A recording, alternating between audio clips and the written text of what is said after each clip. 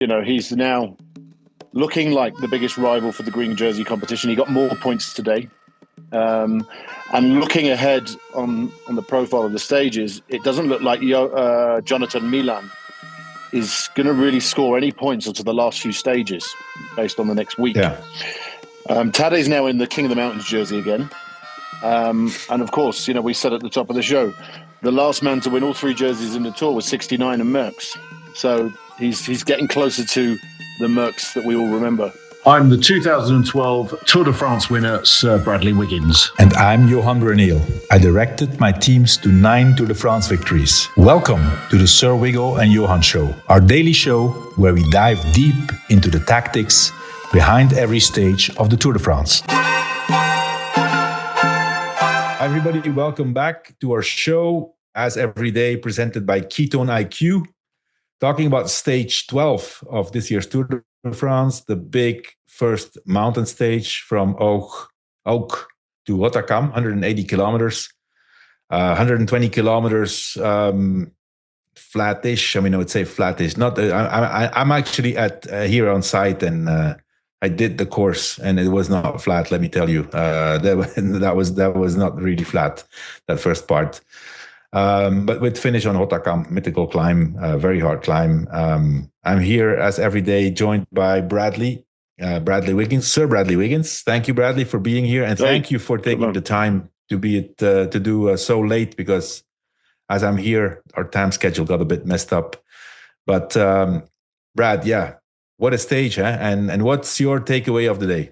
Well, it's a predictable one, but my take of the day, of course, is the complete dominant display of the current world champion and someone who's heading for being one of the greatest of all time. I think he's what he's doing at the moment with every ride and every win that he does is in my eyes gets closer to the great Eddie Merckx. And watching him today as world champion on Rotterdam, it's not a particularly historic climb in the Tour de France, but it does have some history, and some great riders have been up it and won up it. But he's added his name to that list today. And the thing I couldn't not think about watching him today, he went from the bottom of the climb, and the display he put on today after crashing yesterday was of the greats. He Lance, Eddie Merckx, and so on. But this is a guy who won the Tour of Flanders in April. A week later, he was second in Paris-Roubaix, but he was in the front in Paris-Roubaix with Mathieu van der Poel, one of the greatest classic riders there's probably ever been. And here he is in July, putting on a display like that on a mountain finish in the Tour de France, now leading by 3.5 minutes. That's my take of today. Yeah, I cannot say, and I cannot add anything to that, Bradley. It's unbelievable. As you say, we're talking about it as if it would be something normal. Okay, he's probably going to win his 4th Tour de France, but thinking about the fact that he was dominating Tour de Flanders, almost, in contention to win Paris-Roubaix, already in Milan-San Remo, up there with all the best. Yeah. This is unique. I think we're witnessing a unique rider, and I agree. It takes us back to a rider like Eddie Merckx to really see a rider like this who can basically win any race. Quite unique. Yeah. So on that, Johan, I want to just talk a little bit about one of our sponsors, of course, Element. 1,000 milligrams of sodium, 200 milligrams of potassium, and 60 milligrams of magnesium. The guys certainly would have needed that today, because I heard it was very, very hot out there. No sugar, no gluten, no artificial ingredients, no BS, the real deal. And best of all, if you don't like it, you can give it to a friend and Element will refund you. Element Sample Pack doubles down on our most popular flavors: citrus salt, raspberry salt, watermelon salt, and orange salt, one of my favorites. 2 sticks per pack of each flavor. This offer is available for new and returning customers, and this offer is exclusively available through partners like The Move. You won't find this offer publicly available. We offer no questions asked refunds on all orders. You don't even have to give it back. So get a free 8 sample count pack of Element's most popular drink mix flavors with any purchase at drinkelement.com/the move. That's drinkelement.com/the move, and find your favorite Element flavor or share with a friend. Be sure to try the new Element Sparkling a bold 16-ounce can of sparkling electrolyte water. So, Johan, you're back at the Tour de France for the first time in 12 years. Is that right? 13 years?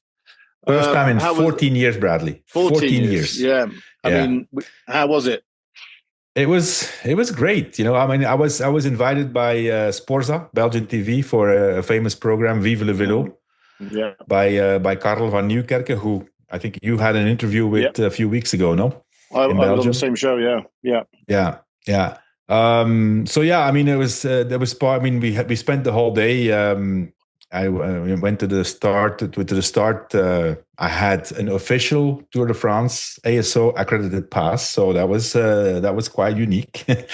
And I have to say, I was pleasantly surprised. You know, we went to the what they call the Village Départ, which is, you know, where all the guests gather and you can see people and speak with the press, and so many familiar faces there. I had, you know, the honor to be able to chat with one of the greats of cycling, Bernard Thévenet, double Tour de France winner. I remember Bernard Thévenet as being the mean guy to me as a child, because he was the guy who was responsible for the downfall of the great Eddy Merckx, right? In my childhood. That was, and a very pleasant chat. I mean, we had exchanged messages in the past because he had an accident and we were exchanging messages, but yeah, that was good. So Andy Schleck, he's there with Skoda, his brother Frank Schleck, many people in the Village Départ. You know, I also went to check on the list of all the past winners of the Tour de France, and there's been a change. There's been a change. You know, there's been in the past the 7 years of Lance were left blank, and now they put the name of Lance Armstrong back on there, so with an asterisk behind it. But that's progress. That's progress. But it was, you know, it felt. I mean, I was a bit. I mean, I'm not going to say nervous, you know, but you know, I say especially for the people of ASO, you know.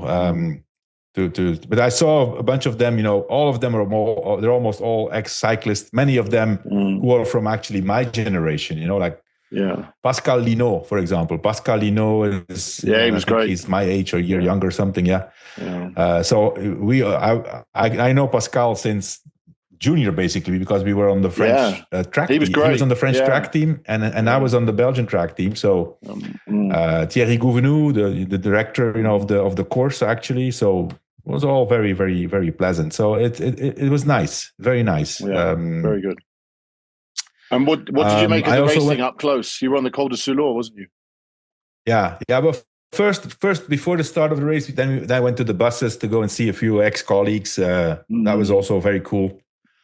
When I was talking to Stephen de Jong, one of the directors of Little Trek, and I was pleasantly surprised to see a young cyclist jump out of the bus, Quinn Simmons, who I've been, you know, in contact a tiny bit with over Instagram, but I had never met him. So he jumped out of the bus and was very eager to have a picture, which we see here. So that was cool. And I told Quinn that, you know, I was extremely impressed with his form, you know, his power, and that, you know, if he shows his moment, that in my opinion, he has a stage win in the legs.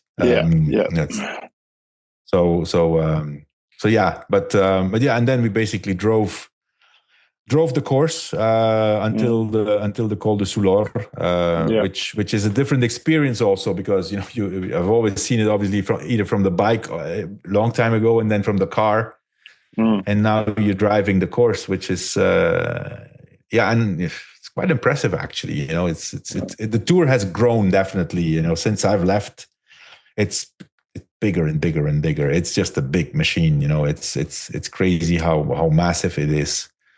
But it was nice. It was nice. Very nice. Yeah. What was it like seeing the riders up close on the Soulor? I mean, we were talking just before you came on, wasn't it? Yeah. So we went to the Col de Soulor, and I mean, you have obviously, and I'm going to rely a bit on you, Bradley, to tell us a little bit about what happened during the stage, because in the Pyrenees, in this part of France, there's no cell phone coverage. We had no images. So basically, the first time we knew what was going on was when I saw the riders on Col de Zulor. We were about 5 kilometers from the top, and it was cool. I mean, the guys were suffering. Obviously, it had been very, very fast before the climbs, and then a hard pacing of Visma, and when they passed, it was just the moment that Remco was getting dropped. Yeah, I think he was about 30 seconds behind there already. But yeah, big group. First of all, I mean, the remainder of the 52 guys, I think there was about 15 guys left in front of the favorites group. But I want to show this little video here, Bradley, which is very telling. The moment that the group of favorites passes, I had a cameraman with me, and this is Tadej Pogačar passing the cameraman. He doesn't know this guy at all. And when he looks into the lens, you will see here, he starts smiling at the camera for no reason. It's a guy he doesn't know. Here you see, look, he looks into the lens and he starts smiling. Which by then, when I saw this and when the guy showed me the images, here we see this, right? That's incredible. Yeah. And this is the moment when Simon Yates is pulling. You can clearly see Matteo Jorgensen just in front of him is on the limit, and he smiles to a guy who he has never seen before. Yeah. When this guy told me and showed me the image, I said, okay, I knew it was going to happen. That was crazy. That was really crazy. Yeah, I mean, he's. But that's just an example, isn't it? That's just an example of his confidence. Yeah. I mean, it's just. Yeah. But I mean, it's it's obviously a different view for me to see this from this angle. I had never done this. This is the first time ever I was at the Tour in on this side. These guys are suffering. I mean, all of them. I think it was extremely hot also, 36, 37 degrees. Yeah. But it was special. It was special. But before Bradley, so what happened? So I could follow a little bit the big group. 52 riders, which was very special. 52 riders. 52 riders when every team was present and represented, other than Bruyneel, with obviously Oscar Onley's team. They were all round Oscar, and Uno X took up the chase.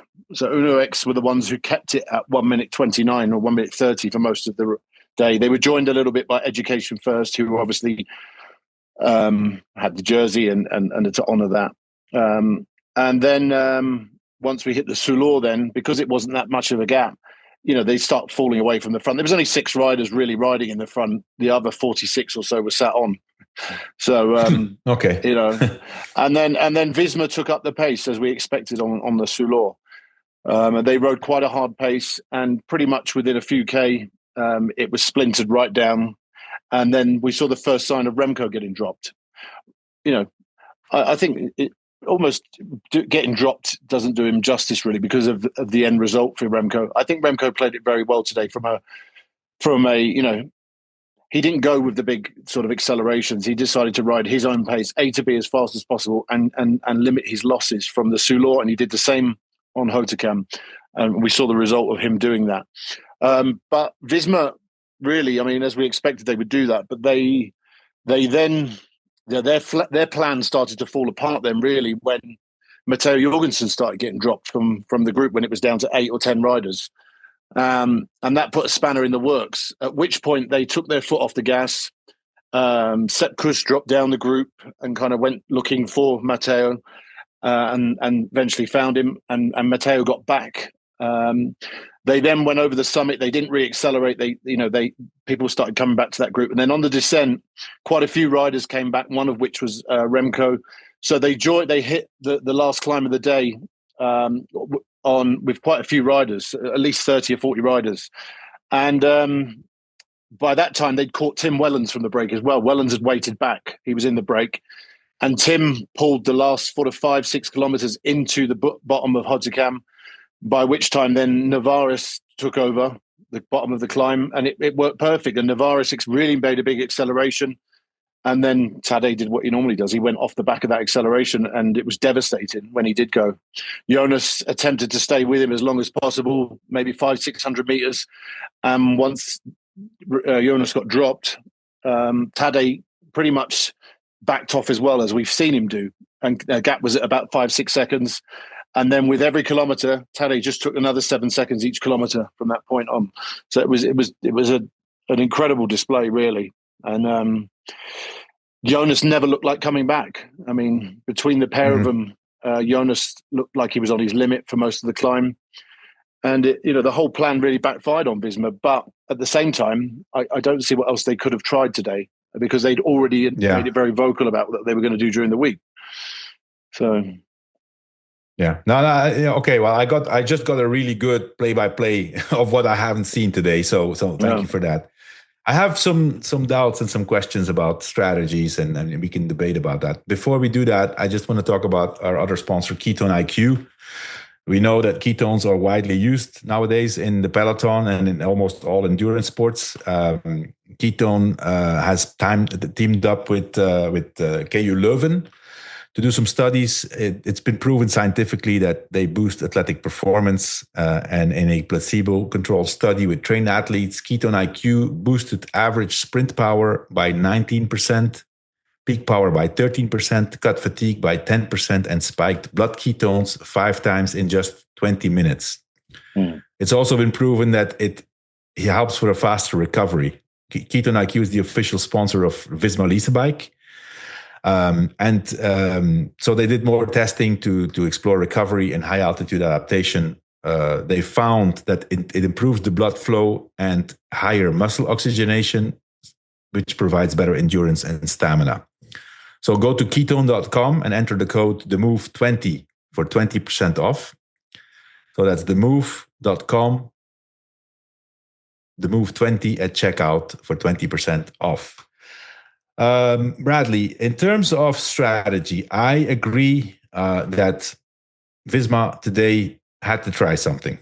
And especially after the crash yesterday, it was a hard crash. I mean, at least that's what it looked like. He went down hard. And especially the day after and 2 days after, you never know how the body's going to respond. So I think they had to do something. They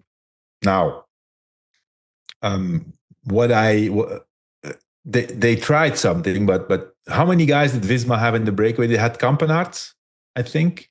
They had they had Tish Benoot. Yeah.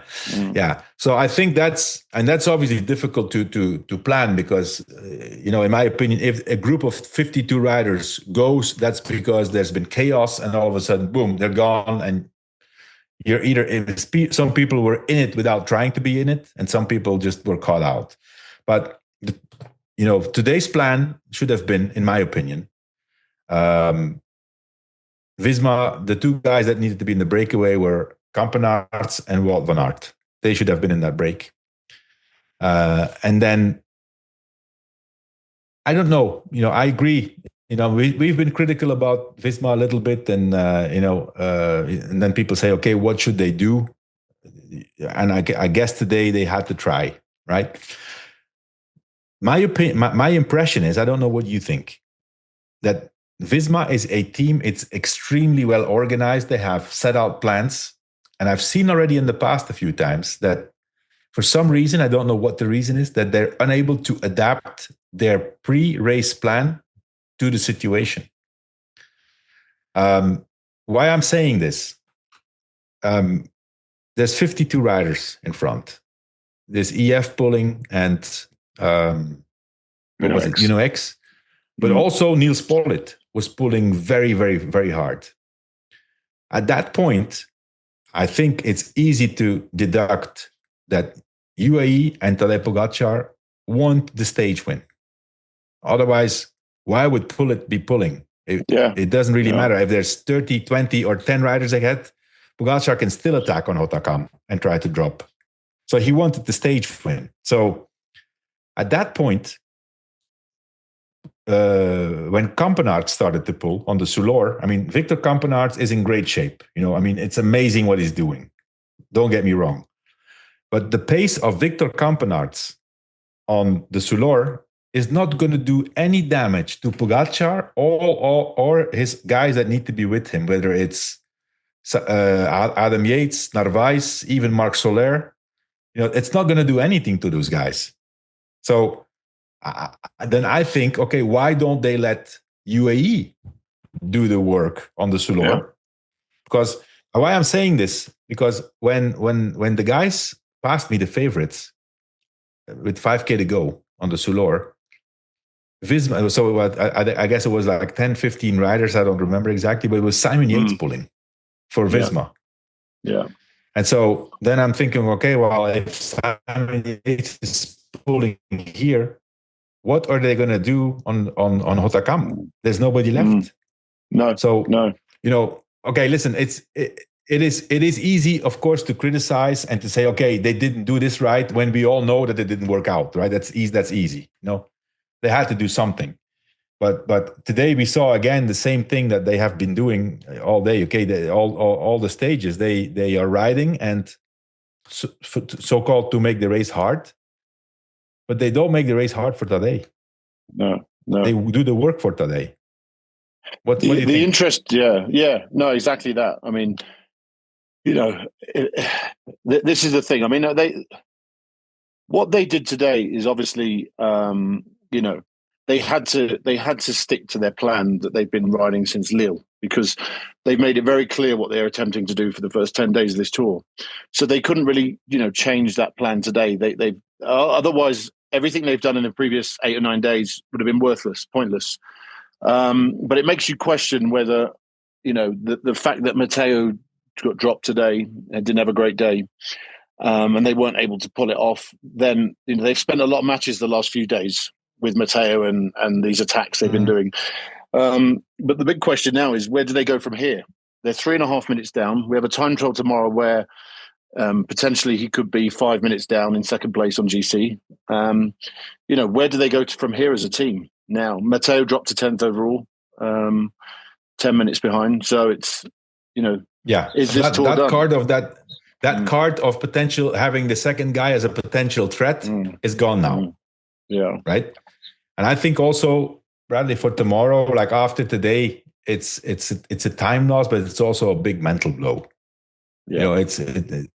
Today they're in the corner where, they were hit hard, so we'll see. I mean, it's listen, for us, it's easy to say, okay, they should do this, they should do this, but yeah, I mean, I think a plan needs to be adapted to the situation, because you can't execute the plan if there's a lot of other variables that you don't control, and that plan doesn't work anymore, or some plans don't work anymore. Yeah. And also, I think if you want to make the race hard, you have this strategy, and you see that on that particular day. I mean, let's not forget, this is stage 12. There's still 9 stages. Yeah. Right. So if you see that on that particular day, one of your key cards, which is Matteo Jurgensen, is having not such a good day, back off. Back off and let him, would it have changed in the end? Probably not. I don't think so. I mean, at the end of the day, we're trying to figure out how you can beat someone who's going to go down as the greatest cyclist of all time. And it's funny, isn't it? But I think, I agree with you there, really. I wonder now, hindsight's a wonderful thing, but I wonder now, if you took this race back to Lille and said to Visma, what would you do differently now, knowing what happened on Hautacam? What would you do differently? I mean, there is you just let them ride all week. And what if a group went up the road with other favourites in, and it was like 5 minutes to say, you chase, we're not chasing, you guys chase, and just give them the onus, because that's the only way, is to utilise UAE. Don't forget, Taddy didn't have Almeida either today. Yeah. No, that's crazy. I mean, I still crazy. I still think, had Joe Almeida been there, healthy, no crashes, he'll be on the podium at this stage. I still think he'd be on the podium. I think today, if you take today's stage, and let's just put Almeida back in there without the crash, and the normal tiredness of 12 days. The way I see this is, if it's instead of Narvaez, it's Almeida, they take off both of them together. Yeah. But what to say about Jonathan Narvaez, Bradley? That guy, I mean, I may be wrong, but I think that if you look at the 8 riders together with Almeida, I think Narvaez was basically brought to the Tour to be in week 1, being the lead out for those short attacks. Yeah. On those steep climbs. He stepped up now. And, Narvaez was brilliant today. That's the best I've seen him ride this Tour. Well, I've never seen him in high mountains like this. No. He can do short, explosive climbs. That was incredible. And on top of that, because normally it was Narvaez, Adam Yates, and Tadej. And when Adam Yates was not able to follow, he went again and did the lead out. Right? Yeah. So another thing I wanted to ask you your opinion about, Bradley. So we've seen that both, the whole UAE team, but also Jonas in a mountain stage were on their aero bikes. Yeah. I can tell you what I found out being at the race. So I spoke to Machin, the sports manager of UAE. Yeah. And I asked him about the aero bikes, and he said, "You know what? I mean, they're not heavy. They're 7.1 kilos, so they're only 300 grams heavier than the climbing bike or the light bike they have. The guys like the bike, and we've seen now that at a very low speed, from anything above 18 kilometers per hour, apparently the aero bike is better, and the guys like it. And if you factor in the 120 kilometers at high speed before those 3 last climbs, that's the reason. So do you agree with that?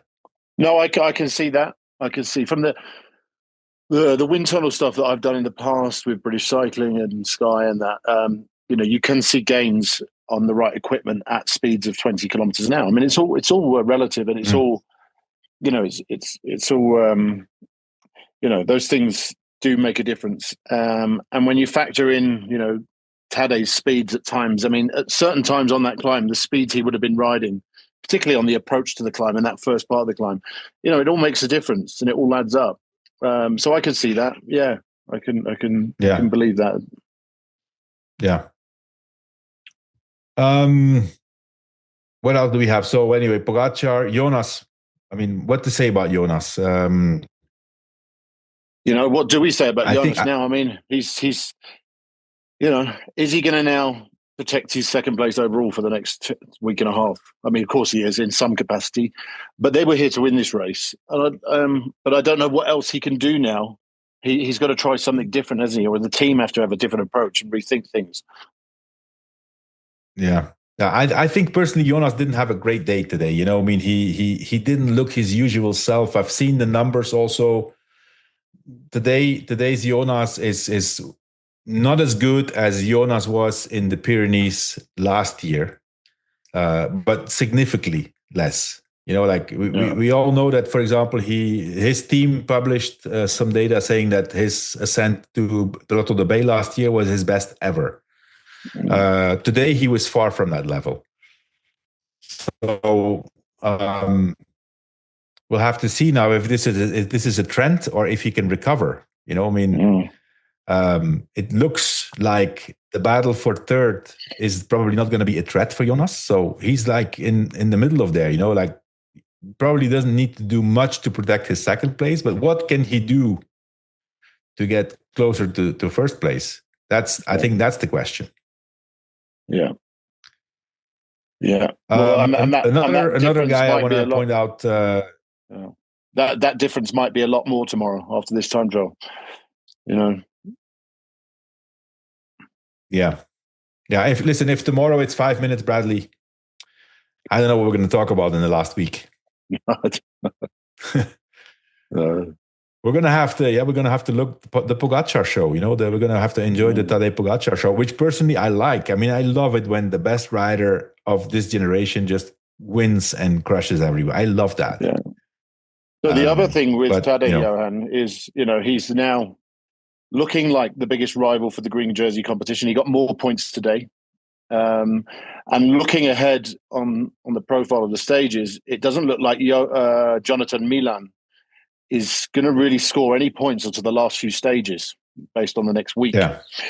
Tadej's now in the King of the Mountains jersey again. And of course, we said at the top of the show, the last man to win all three jerseys in the Tour was 69 and Merckx. So he's getting closer to the Merckx that we all remember. Yeah, that would be something. And is it today? Is it stage win number 20 in the Tour? 20, yeah. And it'll be 21 tomorrow. There's another record that might be approaching. I mean, not this year, of course, but yeah, it's crazy. It's crazy. I also want to shout out Florian Lipowitz. What a ride! Yeah, great ride. This guy, if I'm not mistaken, he started cycling 5 years ago. 5 years ago, Bradley. Really? He was a biathlon athlete. Skiing and shooting, the biathlon. Yeah. And he took up cycling because he didn't make any progress I mean, I think this guy is probably, I mean, the way you see him ride, the mistakes he makes sometimes still tactically, this guy can still improve a lot. Yeah. And I think this is probably the biggest rival for Remco in the podium and for the white jersey also, by the way. Yeah. He's also still in the running for the white jersey. Yeah. By the way, did you guys? I don't know what it was. Did you guys see Primož Roglič and his socks? Yeah. You guys see? What was that about? I think he said, I saw an interview at the finish with him. He said, is there an explanation? It was cooler. He saw it was cooler, from a staying cool point of view. And then he made a joke that he was working on his tan lines for the summer.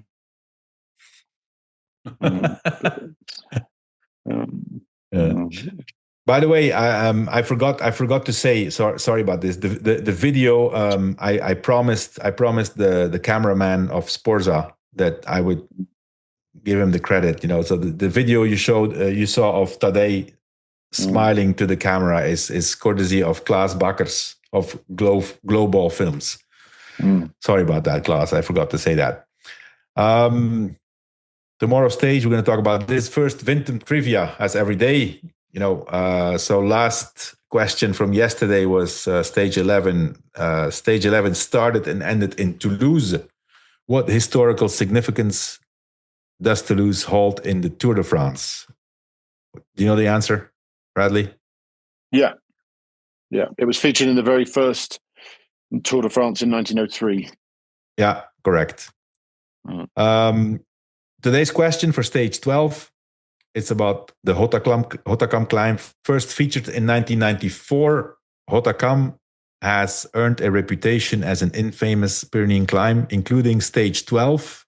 How many times has it been featured in the Tour de France? So how many times in the history of the Tour has Hautacam been featured? Send your best guess, or if you know the answer, to ventumracing.com/themove to be entered to win this year's grand prize of $5,000 store credit towards any Ventum bike you want to purchase. If you don't want to wait until the end of the tour, Ventum also has a standing discount during the remainder of the tour. 10% off the whole site using the code TheMove10, and 20% off any NS1 bike with the code NS120. VentumRacing.com. Okay, Bradley, tomorrow's stage. What is it? Is it a time trial? Is it a mountain stage? What is it? How do you? Well, it's a mountain. It's a mountain time trial. A couple of kilometers. I wouldn't say they're flat, but they're getting into the climb, and then it's 3 kilometers onwards to the finish. It's some decent percentage and some pretty steep ramps in the final few K. Yeah. So it's going to be 35-40 minutes of sustained effort off the back of today in Hautacam. And the choice of equipment is going to be key for lots of people tomorrow. We've heard rumors that Remco and of course Jonas will be riding a time trial bike. that remains to be seen how that ends up for them.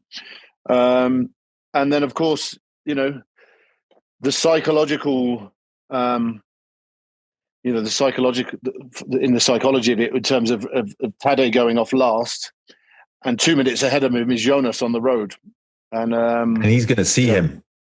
Well, you know, Lance said on the show today, you know, I know what that feels like. You know, I've been there. You know, when he was chasing after Jan, and obviously that's a big one for Jonas tomorrow, is to not get caught. Man, imagine that. Imagine if Jonas Vingegaard, the second guy in the Tour de France, gets caught by Tadej Pogacar. It's not impossible. You know, 2 minutes is a lot, right? So today he lost 2 minutes 10 on a 13 kilometer climb. It's different. I don't think he's going to catch him, but he's going to be close. He's going to be within 30, 40 seconds. Yeah. So, yeah, we'll see. We'll be back tomorrow for the stage. Thank you, Bradley. Thank you for your patience with my busy schedule here, and talk soon. Thanks. Yeah, thank you, guys.